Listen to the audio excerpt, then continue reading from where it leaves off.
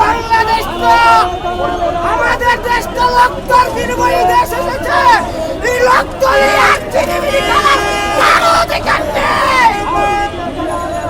17 বছর রক্ত রঞ্জিত এই দেশ 35শে জুলাই করছে। যেই 35শে জুলাই না করতো বাংলার মাটিতে বাংলার কোনো মানুষ থাকবে সব খাওয়া বানিয়ে দিবে। কিন্তু আল্লাহ একজন মানুষকে শক্তি দিতে মনের ভিতরে, তাই রাজপথে 35শে জুলাই সবাই নামছে। তাই হাসিনার পতন হয়েছে। হাসিনার পতন এমনি হয় নাই, রক্তের রঞ্জিত হয়ে হাসিনার পতন হয়েছে। রক্তের মানুষের কি বিচার চান? হ্যাঁ, বিচার কি চান? বিচার কি চাই? ফাঁসি ফাঁসি ফাঁসি ফাঁসি তারাই বলে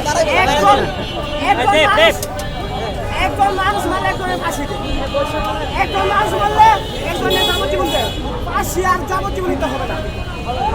সেই তো আমাদের অনেক মা বোন অনেক ভুল হয়েছে, ভুল করেছে। তাই ফাঁসির চেয়ে বড় শাস্তি যদি তাহে হিরা দরকার, যাতে ইতিহাসের পাতায় দেখাতে। বসেন বসেন বসেন